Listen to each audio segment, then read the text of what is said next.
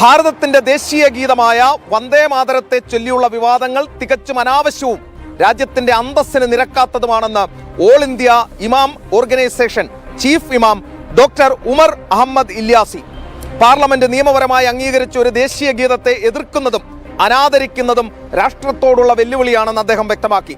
ദേശീയതയ്ക്കും രാജ്യത്തിന്റെ ഐക്യത്തിനും മുൻഗണന നൽകേണ്ട സമയത്ത് സാംസ്കാരിക പ്രതീകങ്ങളെ വിവാദത്തിലേക്ക് വലിച്ചിഴയ്ക്കുന്നതിന്റെ അതിനെതിരെയും അദ്ദേഹം രൂക്ഷ വിമർശനം ഉന്നയിച്ചു. മിസ് സോണിയ, നിങ്ങളും നിങ്ങളുടെ അടിമയായ മല്ലികാർജുൻ ഖർഗെയും നിങ്ങളുടെ മകൻ രാഹുലും നിങ്ങൾ എന്താണോ ചെയ്യുന്നത് അതിന്റെ 100 ഇരട്ടി എതിരായി ചെയ്യുന്ന വി.ഡി. സതീശനും പാണക്കാട്ട് തങ്ങളും കേൾക്കണം. നിങ്ങളിൽ ഒരുവനാണ് പറയുന്നത് വന്ദേ മാതരത്തെ ഈ രീതിയിൽ പിച്ച് ചീന്തരുതെന്ന്. അയാൾക്കുള്ള അദ്ദേഹത്തിനുള്ള ആ ഒരു ബോധം പോലും നിങ്ങൾക്കില്ലാതെ പോയല്ലോ കോൺഗ്രസ്സുകാരാ. വാർത്തയിലേക്ക്. ഭാരതത്തിന്റെ സ്വാതന്ത്ര്യ സമര പോരാട്ടങ്ങളിൽ ലക്ഷക്കണക്കിന് രാജ്യസ്നേഹികൾക്ക് ഊർജവും പ്രചോദനവും പകർന്ന ദേശീയ മന്ത്രമാണ് വന്ദേ മാതരം. പാർലമെന്റിൽ നിയമപരമായി അംഗീകാരം നൽകിയ ദേശീയ ഗീതത്തെ ചൊല്ലി വിവാദങ്ങൾ ഉണ്ടാക്കുന്നത് രാജ്യത്തിന്റെ പരമാധികാരത്തോടും നിയമവ്യവസ്ഥയോടുമുള്ള അനാദരവാണെന്ന് ഓൾ ഇന്ത്യ ഇമാം ഓർഗനൈസേഷൻ മേധാവി ഉമർ അഹമ്മദ് ഇല്യാസി ചൂണ്ടിക്കാട്ടി.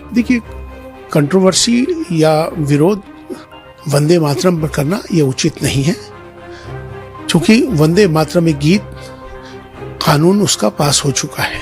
जब यह कानून बन चुका है, पार्लियामेंट से पास हो चुका है, तो अब परस्पर किसी तरह की कोई आपत्ति करना या उसका विरोध करना या उसका अपमान करना ये अपने राष्ट्र के വിരോധ രാജ്യത്തിന്റെ സമാധാന അന്തരീക്ഷം തകർക്കുവാനും വോട്ട് ബാങ്ക് ലക്ഷ്യമിട്ടും ദേശീയ പ്രതീകങ്ങളെ ബോധപൂർവം വിവാദങ്ങളിലാക്കാൻ ശ്രമിക്കുന്നവർക്കുള്ള വ്യക്തമായ മറുപടിയാണ് മതമേലധ്യക്ഷന്മാരിൽ നിന്നും ഉയർന്നു വരുന്നത്. ഭാരതത്തിൽ ജനിച്ചു വളർന്ന ഏതൊരു പൗരനും ദേശീയ ഗീതത്തോടും ദേശീയ ചിഹ്നങ്ങളോടും ആദരവ് കാണിക്കാൻ ബാധ്യസ്ഥനാണ്.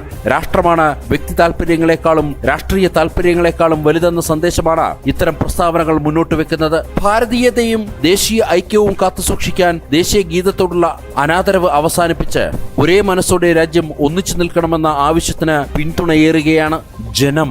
ഡൽഹി.